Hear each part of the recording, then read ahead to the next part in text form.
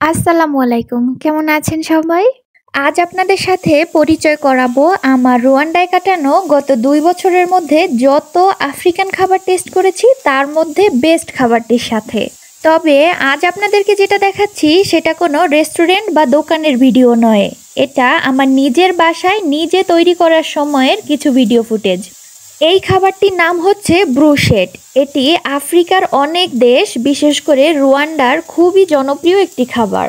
খুবই হালকা মশলা দিয়ে এই খাবারটি তৈরি করা হয় যাতে মাংসের যে নিজস্ব একটা স্বাদ আছে সেটি বজায় থাকে।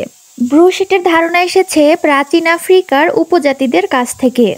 এরা শিকার থেকে প্রাপ্ত মাংস ছোট ছোট করে পুড়িয়ে নিত, যাকে আমরা আধুনিক ভাষায় গ্রিল করা বলি। রুয়ান্ডিশরা ব্রুশেটের সাথে সাইড ডিশ হিসেবে চিপস অথবা উগালি ইত্যাদি খাবার খেয়ে থাকে। আমি এখানে সাইড ডিশ হিসেবে নিয়েছি কিছু সবজি, যেমন ব্রোকলি, ক্যাপসিকাম, টমেটো, গাজর, পেঁয়াজ ইত্যাদি। এই সবগুলি সবজিকে একই সাইজের কিউব কিউব করে কেটে মাংস যে মশলাতে মেরিনেট করেছি ঠিক সেম মশলা দিয়েই কিছু সময় মেরিনেট করে রেখে ব্রুশেটের মতোই এই সবজিগুলোকেও আমি শিকের মধ্যে ঢুকিয়েছি এবং ঠিক ব্রুশেট যেভাবে আমরা গ্রিল করি সেম পদ্ধতিতে আমি এই সবজিগুলোকেও গ্রিল করে নিচ্ছি। আর হ্যাঁ, এই ব্রুশেট বানানোর জন্য আপনাকে কিন্তু অবশ্যই কয়লার চুলা ব্যবহার করতে হবে, না হলে আপনি এর যে একটা স্মোকি অথেন্টিক ফ্লেভার আছে সেটি পাবেন না।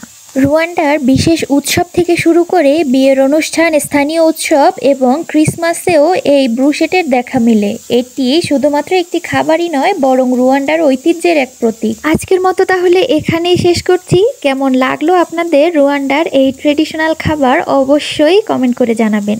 লাইক, কমেন্ট, শেয়ার, সাবস্ক্রাইব করে আমার পাশে থাকবেন। ফিরে আসবো নতুন কোনো ভিডিও নিয়ে। সেই পর্যন্ত সবাই খুব ভালো থাকবেন, সুস্থ থাকবেন, সাবধানে থাকবেন। আল্লাহ হাফেজ। আসসালামু আলাইকুম।